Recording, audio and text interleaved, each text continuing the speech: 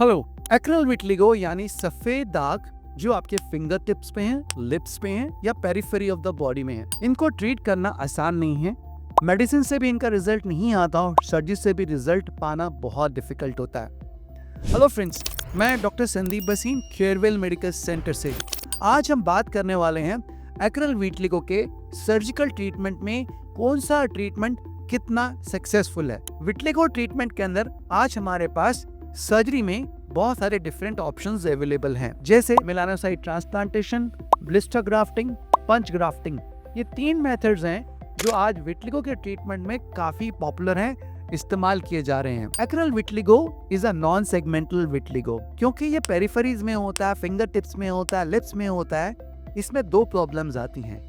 पहली प्रॉब्लम यहाँ पे आती है कि इसमें मेलानिन रिजर्व्स कम होते हैं, यानी मेलानिन पिगमेंट कम होते हैं। यहाँ पर बाल नहीं पाए जाते हैं। सर्जिकल रिजल्ट जो बाकी एरिया में आते हैं, they are much better as compared to the acral area. किसी भी सर्जिकल टेक्निक जो विटिलिगो में की जाती है, पहला प्रीरिक्विजिट क्या है कि आपका विटिलिगो स्टेबल होना चाहिए। यानी 1 साल से आपका पैचेस बढ़ नहीं रहे हैं, किसी नए पैच पे सफेद दाग नहीं आ रहा है, चोट लगने पर वो चोट नॉर्मल कलर से हील हो रही है। अगर हम मान लेते हैं कि आपकी डिजीज स्टेबल है, हमारे पास क्वेश्चन आता है कि एक्रेल एरिया में कौन सा टेक्निक बेस्ट है रिजल्ट वाइज। तो आइए हम इस पर डिस्कस करेंगे। एक्रेल विटिलिगो को ट्रीट करने के लिए क्लासिकली अब हमारे पास 3 मेथड्स हैं। सर्जरी के अंदर हम मेलानोसाइट ट्रांसप्लांटेशन कर सकते हैं, ब्लिस्टर ग्राफ्टिंग कर सकते हैं या फिर पंच ग्राफ्टिंग का इस्तेमाल कर सकते हैं। आइए समझते हैं इन टेक्निक से क्या सक्सेस रेट है, क्या फायदे हैं और क्या नुकसान है। सबसे पहले हम आएंगे मेलानोसाइट ट्रांसप्लांटेशन। अब मेलानोसाइट ट्रांसप्लांटेशन में जो पाया गया है वो ये कि इसमें हमें ग्राफ्ट एरिया छोटा लेना पड़ता है, कम लेना पड़ता है कंपेयर टू अदर मेथड्स। इसलिए लार्जर एरिया को अगर हमने कवर करना है तो melanocyte transplantation is a very good technique. लेकिन एक्रेल एरियाज में इसका सक्सेस रेट 40 to 50% होता है over the period of 1 year. अगर हम कंपेयर करें इसको ब्लिस्टर ग्राफ्टिंग से, ब्लिस्टर ग्राफ्टिंग का रिजल्ट एक्रेल एरियाज में in 1 year time is something like 70% और 75%। Means comparative to melanocyte transplantation, blister grafting का रिजल्ट बेटर होता है। Punch grafting on the other hand, इसका सक्सेस रेट ब्लिस्टर ग्राफ्टिंग और melanocyte transplantation के बीच में होता है, समवेयर लाइक 60 to 65% के बीच में। लेकिन पंच ग्राफ्टिंग में कुछ इश्यूज हैं जो सामने आते हैं। पंच ग्राफ्टिंग में हम देखते हैं कॉबल स्टोनिंग होना, स्कारिंग होना, इसकी पॉसिबिलिटी ज्यादा होती है।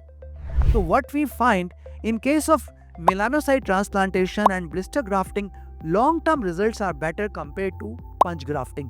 जैसे कि देखा गया है 5 साल के अंदर जो पिगमेंटेशन का रिलैप्स रेट है, यानी वापस सफेद दाग आने का जो चांस है, वो मेलानोसाइट ट्रांसप्लांटेशन और ब्लिस्टर ग्राफ्टिंग के अंदर about 10 to 15% होता है।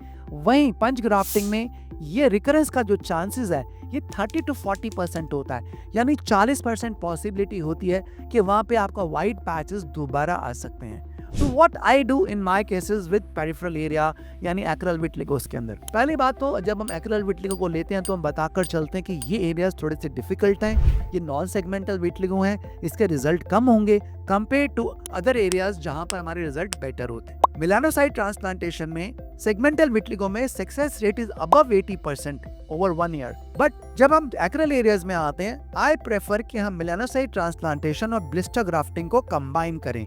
दोनों का कॉम्बिनेशन हमको मच बेटर रिजल्ट देता है then using one technique alone. एक बात और जो हमें समझना है, अगर हम एक्रेल एरियाज को ट्रीट कर रहे हैं तो कुछ बातों को हम अगर फॉलो करते हैं तो हमारे रिजल्ट ज्यादा बेटर आते हैं। जैसे जब हम डर्म अब्रेजन करते हैं, यानी व्हाइट पैच को प्रिपेयर करते हैं, यानी कि रिसिपेंट एरिया को प्रिपेयर करते हैं जहाँ पे हमको ग्राफ्ट को लगाना है, तो हम आजकल CO2 फ्रैक्शनल लेजर को इस्तेमाल करते हैं, जिससे वहां पर स्कारिंग कम होती है और हीलिंग बेटर होती है और चांसेस ऑफ इन्फेक्शन कम हो जाते हैं।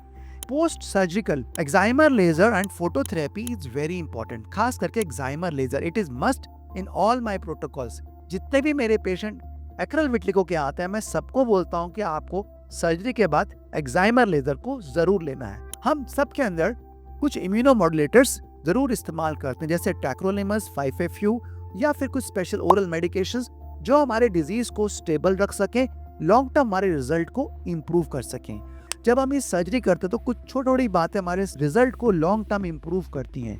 जैसे ड्रेसिंग के टाइम हम टैगाडर्म या ऑप्साइड को इस्तेमाल कर रहे हैं या नहीं कर रहे, जिस पार्ट पे हमने सर्जरी करी उसको हम कितना मूवमेंट से रोक सकते हैं फॉर 5 और 6 डेज। ये सब इंपॉर्टेंट क्राइटेरियाज हैं लॉन्ग टर्म एक अच्छा रिजल्ट पाने के लिए। So this is what I do in my patients, combining all this techniques, and with this I find कि जो सक्सेस रेट पहले हमारा 40 to 50% था, that has increased up to 70 to 80% when we combine multiple techniques and also take all post-operative care जो हमें लेनी चाहिए to get the best result in acral vitiligo. I would like to know आप में से कितने लोगों को acral vitiligo है और उसके लिए आपने कोई सर्जिकल ट्रीटमेंट कराया तो किस तरह का रिस्पॉन्स आया आपको। और अगर आपके माइंड में कुछ क्वेश्चन है रिगार्डिंग vitiligo और vitiligo surgery, you can ask in the comment below. मैं आपके क्वेश्चंस को आंसर करने का पूरा कोशिश करूंगा। Thank you.